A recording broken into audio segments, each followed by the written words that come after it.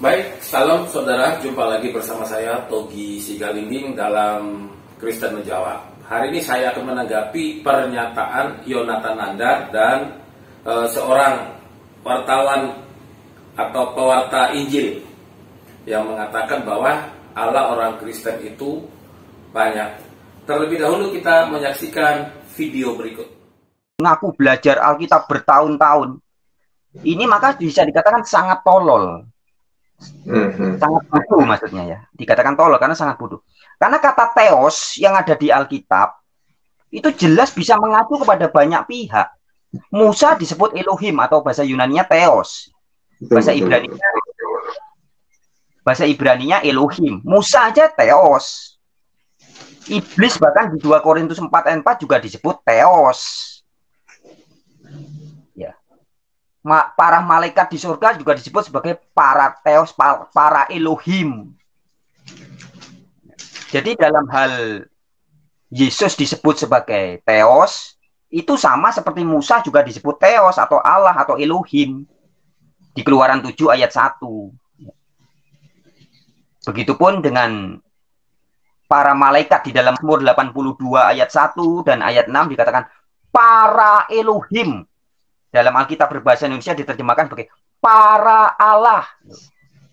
Jadi yang disebut sebagai Allah atau theos atau Elohim di Alkitab itu ada banyak pihak. Ya. Para nabi bisa disebut sebagai Allah. Hakim-hakim juga disebut sebagai Allah atau Elohim ya atau theos. Nah, untuk perkembangan channel ini jangan lupa kita terlebih dahulu subscribe, like, share, dan jangan lupa tekan tanda lonceng. Baik, saya akan menanggapi pernyataan Yonatan Nandar dan seorang pewarta Injil yang mengatakan bahwa Allah orang Kristen itu banyak. Istilah Elohim itu berarti sesuatu yang disembah atau sesuatu yang berkuasa. Istilah Elohim ini dipakai oleh orang Ibrani untuk atau kepada sesuatu yang dianggap berkuasa atau kepada sesuatu yang disembah. Dalam Perjanjian Baru atau dalam Alkitab Septuaginta bahwa Elohim ini kemudian diganti dengan istilah theos yang berarti itu Tuhan. Istilah Elohim ini dipakai sebelum Allah menyatakan diri kepada Musa sebagai Allah Yahweh. Itu bisa kita baca di Ulangan 6.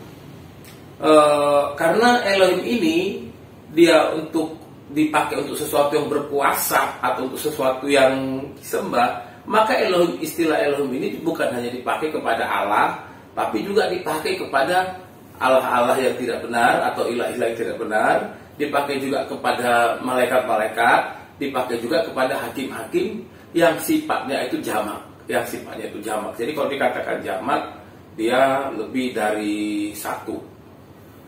Elohim ini kalau dipakai untuk Allah yang benar atau Allah yang disembah oleh orang Israel, maka yang dimaksud itu adalah Allah yang berkuasa, Allah yang benar, yang adalah benar-benar esa. Jadi penggunaan istilah Elohim ini memang bukan hanya dikhususkan untuk Allah saja atau Allah yang benar, tetapi juga dipakai untuk hakim-hakim, untuk nabi-nabi, untuk malaikat-malaikat. Tetapi bukan berarti karena menggunakan istilah yang sama atau kata yang sama, mereka itu adalah Allah juga. Bukan. Kata yang dipakai boleh sama, tapi pribadi yang dibaliknya itu berbeda.